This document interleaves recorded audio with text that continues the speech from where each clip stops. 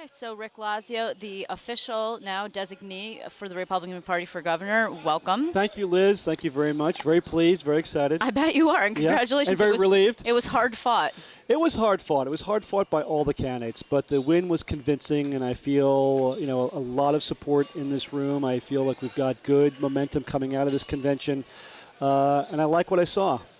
There were, it was divided, though. It was that was a tense situation. And were there big surprises for you in there? Yeah, I wouldn't say there was any big surprises. Listen, anytime you have a multi-month-long process where people are making their cases, you've got some bruised egos, some sharp elbows.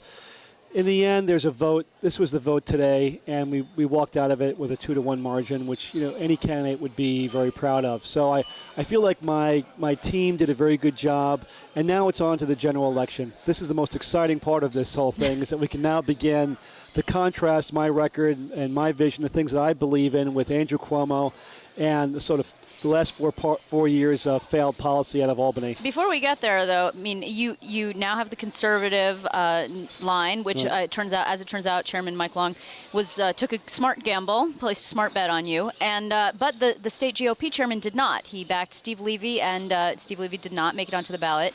And what is your feeling? Do you believe it? I know you've said that Ed Cox is going to unite the party behind you. Do you believe him? Well, I think about it. I think that Mike Long exercised good judgment. No, but okay. That part I get. What about Ed Cox? Listen, I think it's up to the party leaders to decide where they go with the party. I think it's up to me to make the case to the public. My job is not to be the Republican Party chairman. My job is to be a candidate that is victorious in November and leads the public to a better New York.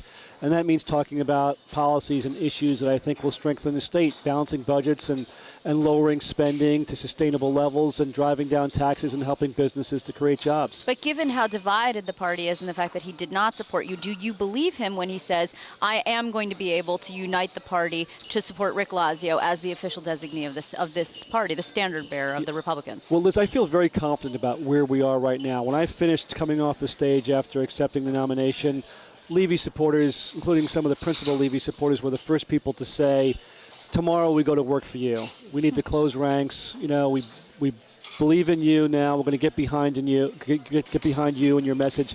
So I think there's no doubt in my mind that we're going to have a unified Republican Party. And we need to have that in order to make the case. And in the general election, we can't just rely on Republicans. We've got to have Democrats and independents who also believe that Andrew Cuomo is not the answer, that somebody who's been an Albany insider for 30 years is not the answer.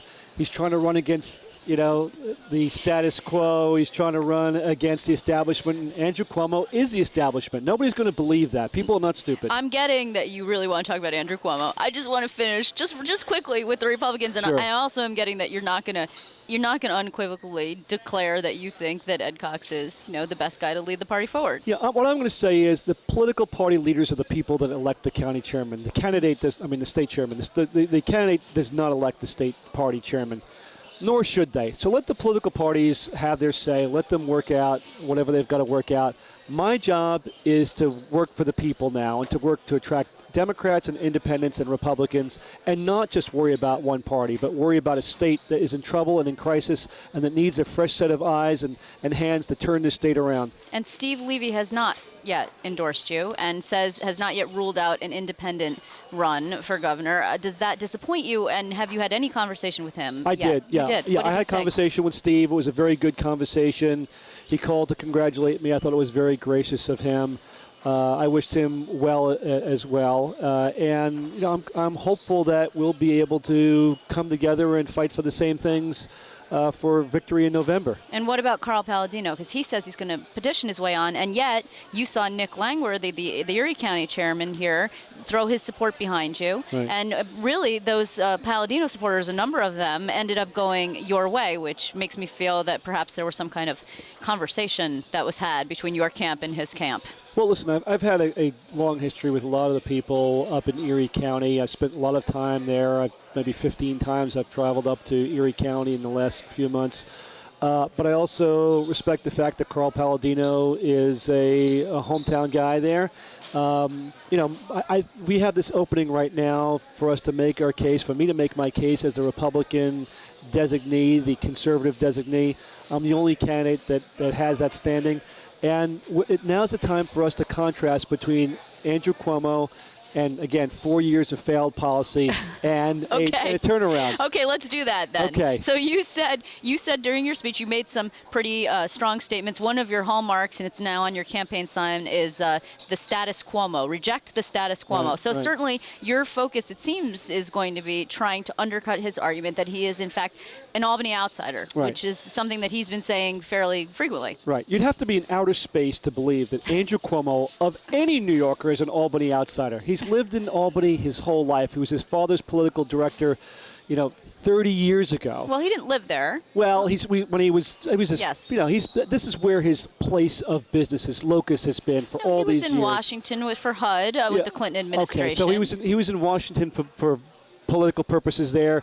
Then he came back to Albany, but he was an Albany inside player, right? He was an integral. He's probably the most influential member of his father's administration. It was in the 80s and the early 90s. It was a long time ago. Exactly, but that's why you can't say that he's not part of the establishment. He's been there his whole career. I mean, there's a guy who advised his father, who's run for governor himself before, who's been there the last 4 years. Now, nobody can say that Albany is more ethical or cleaner now than it was 4 years ago when he took office.